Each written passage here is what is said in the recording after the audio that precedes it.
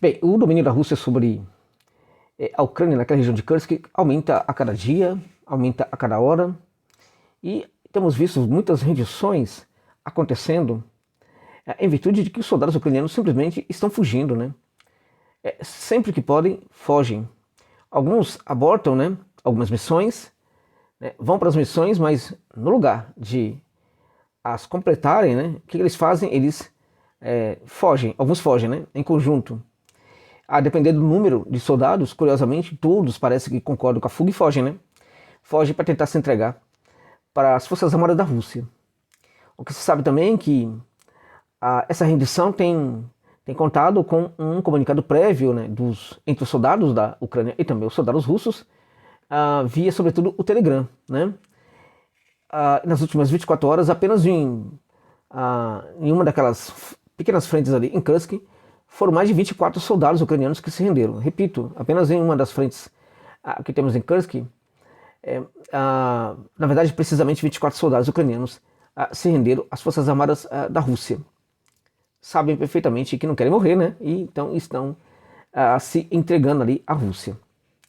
Há relatos, né, de soldados que fogem pelo matagal, pela floresta, né? Há relatos de soldados ali que fingem um ferimento muito maior, né, até para deixar o fronte, e assim que podem tentam também praticar algum tipo de fuga. Ou seja, a situação está muito complicada aí para os soldados da Ucrânia, e isso acontece sobretudo porque a Rússia vem sofisticando cada vez mais, né, o corte da linha de abastecimento. Entenda, meus amigos, naquela pequena cabeça de ponte ali em Kursk, montada pela Ucrânia, a situação ela é trágica, porque pouco a pouco eles estão ficando sobrecarregados, eles estão ficando sem abastecimento, já contam com estoque de armas reduzido, que não está sendo reposto pela Ucrânia, estão perdendo sistemas de defesa aérea. Você conseguiu destruir o sistema alemão IRIS-T, você conseguiu destruir também vários equipamentos do sistema Patriot também cedido pelos Estados Unidos, tá? Falando nos Estados Unidos, os Estados Unidos teria proibido a Ucrânia de utilizar os mísseis Storm Shadow, né? Curioso é que esses mísseis não são estadunidenses, né? Mas são de fabricação britânica, né? Mas os Estados Unidos teriam proibido a Ucrânia de utilizar esses mísseis, como também os norte-americanos já teriam proibido a Ucrânia de utilizar os ATACMS, né, para o ataque à profundidade do território russo e também para que a Ucrânia ataque usando esses mísseis ali a própria região de Kursk, né? Então houve aí uma proibição por parte dos patrões do Zelensky sobre o não uso de algumas armas ali ocidentais para atacar a Rússia. Olha, tá havendo um debate muito sério na sociedade ucraniana e também russa após as ameaças de que a Ucrânia poderia atacar a central nuclear de Kursk, né? Inclusive utilizando-se ali em outros ataques, inclusive de armas assim condenadas ali internacionalmente, né? Armas radiológicas, tal. Enfim, a Ucrânia parece tentada a fazer o uso dessas armas. Do ponto de vista objetivo, a gente sabe perfeitamente que existe uma possibilidade muito pequena de que isso ocorra, né?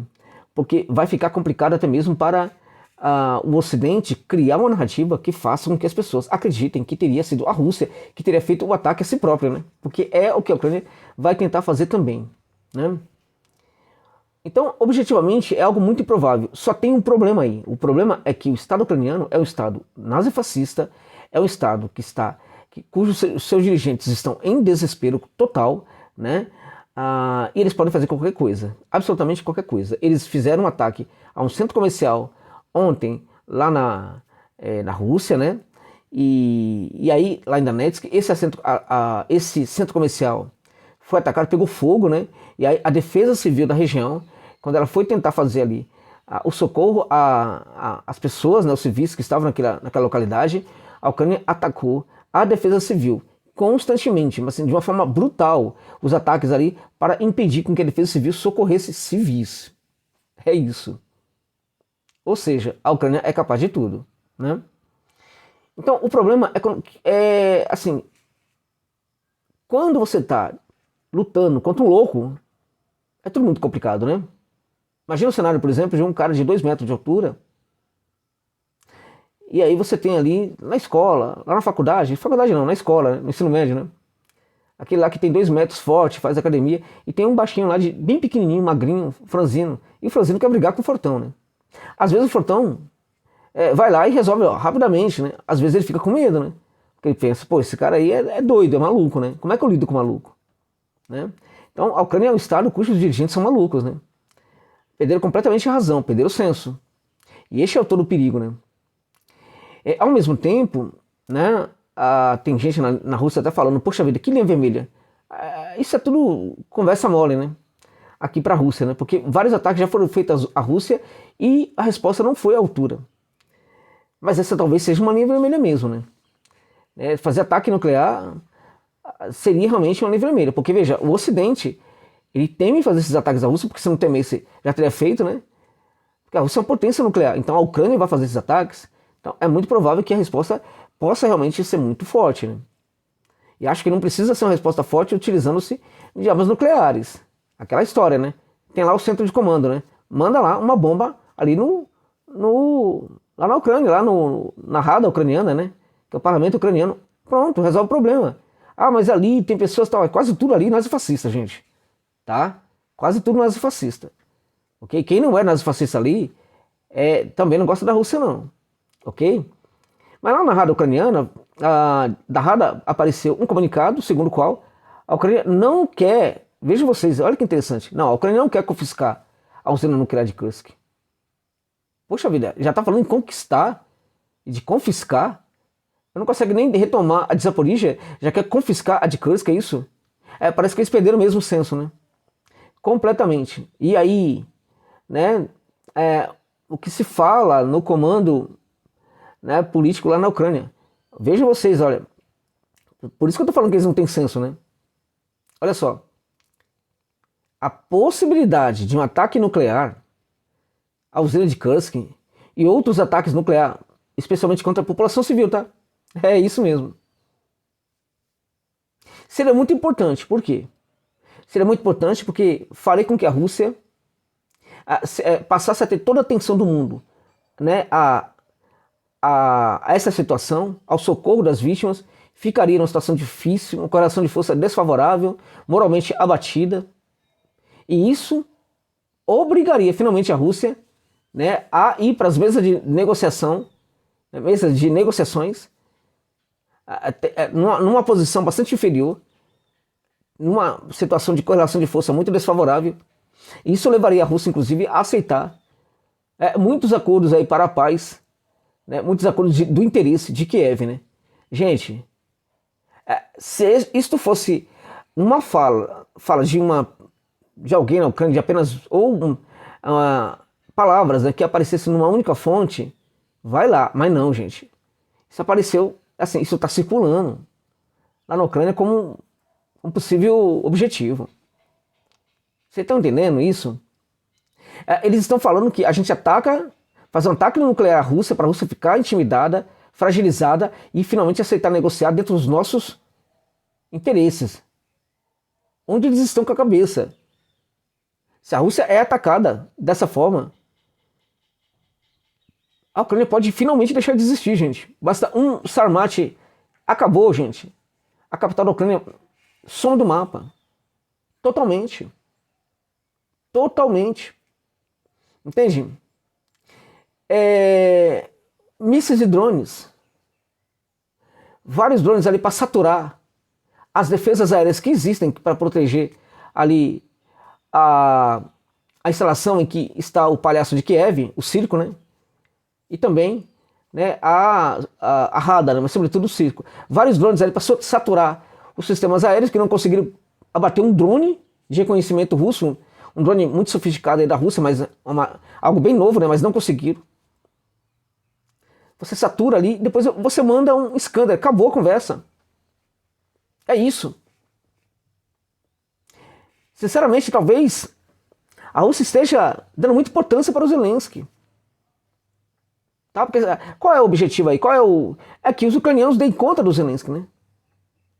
Mas talvez seja o caso de pensar em dar conta do Zelensky mesmo.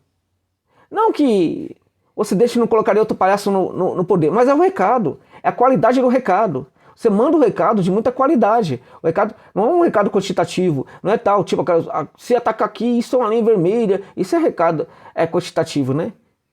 Temos uma quantidade enorme de recados desse aí, não muda nada. O recado de qualidade é o que muda tudo, né? Entende? Então, porque assim, a Ucrânia, gente, é um estado que assim, se a Rússia piscar, a Ucrânia deixa de existir. Isso ainda não aconteceu por causa do Ocidente. A Ucrânia não se rendeu completamente por causa do Ocidente. Então, a Ucrânia não tem força. A Ucrânia é sustentada pelo Ocidente, né? E aí, por causa disso, a Ucrânia se dá o direito de fazer o que quer. Já se acha no direito. A Ucrânia está perdendo relações diplomáticas com países africanos, né? O Mali e o Níger romperam relações diplomáticas com a Ucrânia, gente. Entende? A Ucrânia está perdendo. Claro, né? Que tem países aí que continuam, né? Apoiando e tal. Também apoia até Israel, né? Não vai apoiar a Ucrânia, né? Então, as rendições continuam. Acontece muito. E nas últimas 24 horas foram mais de 2.000 soldados. Nas últimas 24 horas aí que a Ucrânia perdeu. Mas são números conservadores, porque a contagem termina no começo da tarde de hoje, né? E aí, são números muito conservadores. Qual é a questão importante aí? É um número absurdo. Sinceramente, eu acho que 2.000 foi o número de soldados que a Ucrânia perdeu ali, juntando Kursk e também Sumy. Essas duas áreas aí. É o que eu acho, porque foi brutal, né, gente? Assim, a ação da Rússia em atacar posições, agrupamento de soldados ali em Sumy e cortar muito, brutalmente ali, as linhas de abastecimento também na região de Kursk, né? O bombardeio Su-8 foi, assim, o Ministério da Defesa russo enfatiza que os esforços combinados do bombardeio Su-8 que atacou as forças ucranianas, né, foi bastante eficiente. No caso, ele destruiu helicópteros, destruiu inúmeras armas, destruiu também muitas pistas ali de pouso que a Ucrânia utiliza, né. Sistemas HIMARS, ML e RS também, dois lançadores do sistema HIMARS foram destruídos, 4 lançadores e 2 estações de radar ANMPQ-4 também foram destruídos, que pertencem ao sistema de mísseis antiaéreos Patriot, né? Eles foram destruídos tudo com um único ataque de uma única vez, né? Assim, um outro dado bastante interessante que está sendo comentado aí, né? Bom, a Rússia já falou, né? Já falou que já condenou ali a tentativa da Ucrânia em relação à usina nuclear. A Rússia já falou ali com a ONU sobre isso. A ONU, né, não vai fazer absolutamente nada, mas fez bem em avisar. A Rússia tem que entender que a ONU realmente existe apenas para ser avisada, né? Avisada, ó, estão tentando aí e tal. Mas tem que parar de dar tanto respeito assim para a ONU, sabe? Também. Porque a ONU é uma entidade completamente comprada ali, como todo mundo sabe, corrupta, absolutamente, brutalmente corrupta, a dona ONU também, tá? As forças armadas ucranianas tentam romper, nesse momento, as linhas defensivas da Rússia em Kursk, mas está tendo muita dificuldade com isso, e toda vez que tenta esses ataques aí para romper as linhas defensivas da Rússia, está sofrendo muito. Ou seja, a Ucrânia está tentando mesmo fazer um avanço. A Ucrânia não perdeu de vista a tentativa de fazer um avanço, só não está conseguindo. É muito bom ter isso claro, não está conseguindo avançar, apesar de que muita gente acredita que sim, que já está chegando lá em Moscou e tal, mas não está chegando não. Uma coisa interessante também que está acontecendo, que está bloqueando bastante ali, até o abastecimento dos ucranianos em Kursk e também neste momento em Sumy também. Sumy também, a Rússia começa na verdade a cortar as linhas de abastecimento, o fato da chamada mineração remota, né? Que a Rússia utiliza ali, usou muito em Mariupol, né? Quando os soldados tentavam fugir, né? Pisava em mina e virava pó, né? Então a Rússia está conseguindo fazer uma mineração. Eu não sei bem como é que isso é feito, né?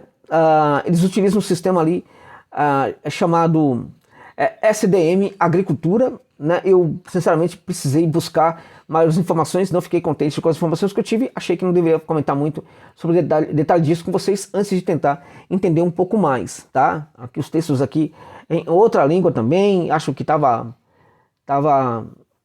confusos os textos até para quem entende muito bem da língua em questão, tá? Parece um conceito bastante, acho que estava mal explicado, na verdade, né? Mas o fato é o seguinte, a Rússia está fazendo uma mineração remota, jogando minas, está cercando ali de mina aquelas regiões. Aquela cabeça de Ponte Kursk, ela vai ser, assim, vai ser destruída de forma assim, brutal pela Rússia, tá? Então aqueles soldados ali não tem escapatória. O problema para eles vai ser como eu volto para casa. Porque vão ficar cercados. Bombas FABs vão cair sobre eles, né? E não vão conseguir voltar para casa. É rendição ou morte. Provavelmente é este o destino de boa parte daquelas tropas ucranianas naquela região, tá?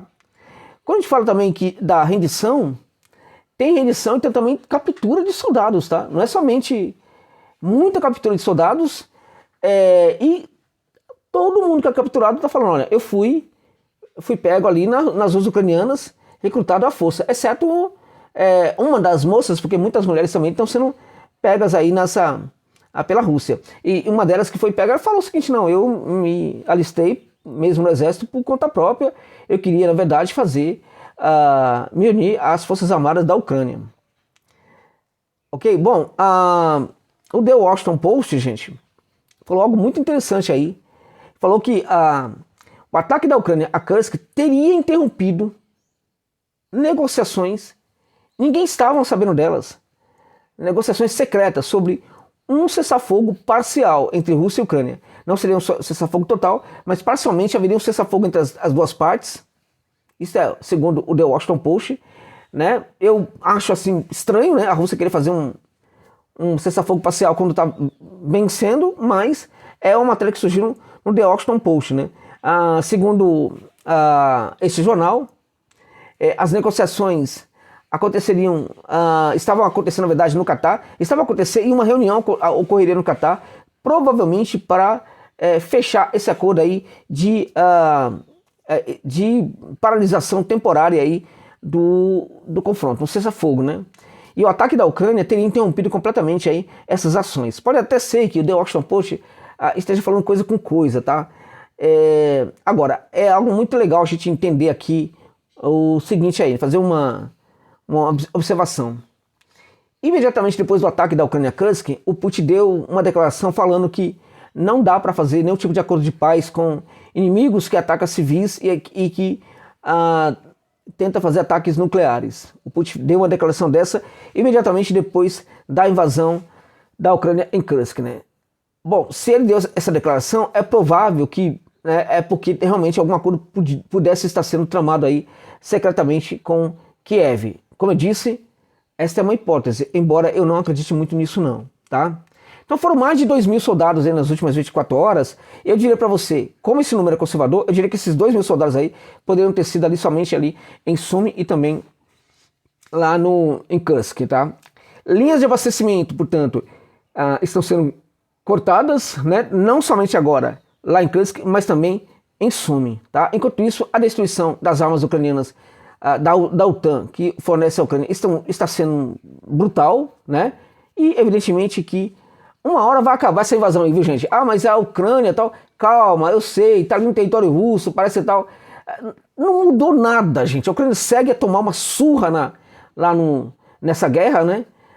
E não vai mudar absolutamente nada. Pode sim tentar fazer ataque nuclear, não sei o que tal, mas a resposta também vai ser muito poderosa. O fato é que a Ucrânia está perdendo, segue tomando uma surra, tá? E é muito importante que todos nós não passemos a acreditar, né, que a Ucrânia está realmente causando um dano absurdo para a Rússia com aquela invasão e tal, porque é isso justamente que os ucranianos querem.